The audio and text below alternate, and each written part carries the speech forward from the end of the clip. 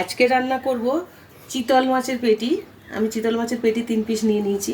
এই চিতল মাছের পেটিটা দিয়ে চিতল মালাইকারি করব। তার জন্য লাগছে, চিতল মাছ তো নিয়েই নিয়েছি, লাগছে আমার নারকেলের দুধ 1 বাটি, টমেটো কুচানো, পেঁয়াজ কুচানো, আদা রসুন পেস্ট 2 চামচের মতন, কাঁচা লঙ্কা রেখেছি, নুন, হলুদ, লঙ্কা গুঁড়ো, জিরের গুঁড়ো, গরম মশলা আছে, আর গোটা শুকনো লঙ্কা, তেজপাতা। এখন আমি নুন হলুদ মাখিয়ে মাছটা একটু ভালো করে ভেজে নেব। চিতল মাছের মানে আইটেম আমার আরও পরিমণি কিচেনে দেয়া আছে। পরিমণি কিচেনে আমার নিত্য নতুন মেনু দেয়া থাকে। দেখবেন প্রতিদিনের রান্না, দেখবেন অনেক ধরনের মেনু, নানান টাইপের নিত্য নতুন মেনু আমি দিই।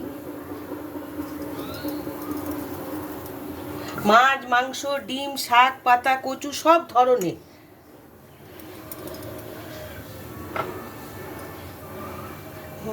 কড়াইটা গরম হয়ে গেছে, এখন তেলটা দিয়ে দিই। মাছটা ভালো করে নুন হলুদ মাখিয়ে নেব। তেলটা গরম হয়ে গেছে, মাছটা ভালো করে নুন হলুদ মাখিয়ে নিয়েছি। এখন আমি তেলের মধ্যে মাছগুলো ভেজে নেব।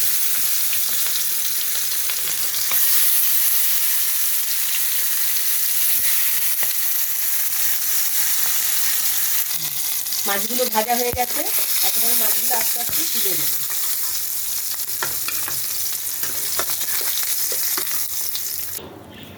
মাছগুলো ভেজে তুলে নিয়েছি। এখন আমি তেলের মধ্যে তেজপাতা আর একটা গোটা লঙ্কা দিলাম, আর দেবো গোটা গরম মশলা ফোড়ন, একটা স্টার আনি দেবো, একটু এলাচ, দারচিনি।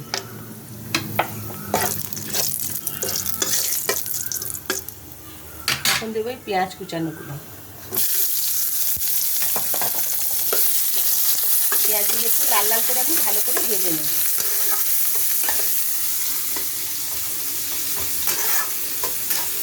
এই চিতল মাছের পেটিগুলো এইভাবে রান্না করা যায়। এই চিতল মাছের পিঠের মাছগুলো দিয়ে চিতল মাছের মুইঠা হয়। আমি পরিমণি কিচেনে একদিনও দেখাইনি, তবে আমি দেখাবো চিতল মাছের মুইঠা।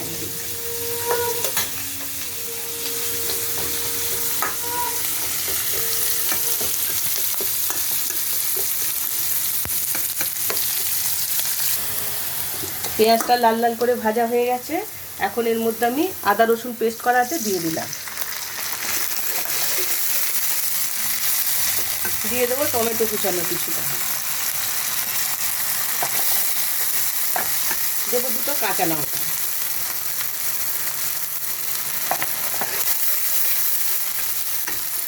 এখন দেবো 1 চামচ নুন, দেবো এটা ছোট চামচ 2 চামচ হলুদ গুঁড়ো দেবো আমি।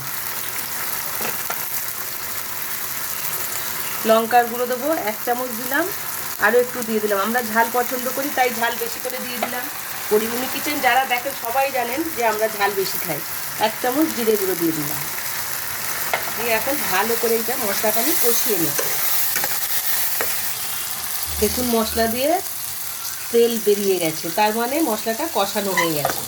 এখন এটার মধ্যে আমি জল দেব না, আমি নারকেলের দুধ 1 বাটি ছেঁকে রেখেছি, এই দুধটা দিয়ে দিলাম আমি।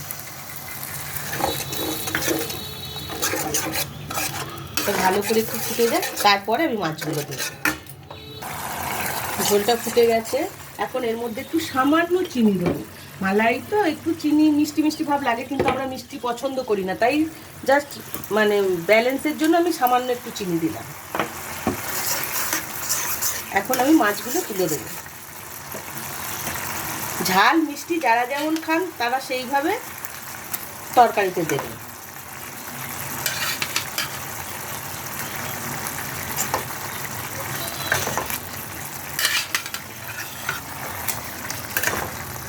একটু ভালো করে কারিটা মিশে যায়। মাছটা মোটা মোটা তো একটু সময় লাগবে, 2-3 মিনিট ফুটে নিই, নাহলে ভিতরে কিছু ঢুকবে না। মালাইকারি রেডি হয়ে গেছে, এখন আমি এর মধ্যে দেব 1 চামচ ঘি। ঘি ছাড়া তো মালাইকারি হবেই না। চিতল মালাইকারি রেডি হয়ে গেছে, আমি 2 চামচ ছোটো চামচের ঘি দিয়ে দিলাম। এখন আমি নামিয়ে নেবো গ্যাসটা বন্ধ করে।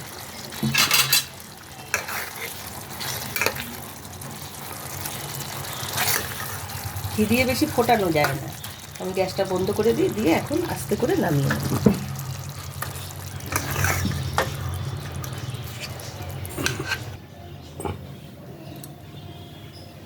রেডি হয়ে গেছে চিতল মালাইকারি। এই চিতল মাছের অনেক আইটেম হয়, অনেক কিছু করে খেয়ে দেখেছেন। সবাইকে আমি অনুরোধ করছি এই চিতল মালাইকারি একবার খেয়ে দেখবেন। চিংড়ি মালাইকারি ফেলেই চিতল মালাইকারি খেতে চাইবেন, এত টেস্ট হয়। এটা গরম ভাতে, ফ্রাইড রাইস, পোলাও সব কিছুর সাথে যাবে, খুব ভালো লাগবে।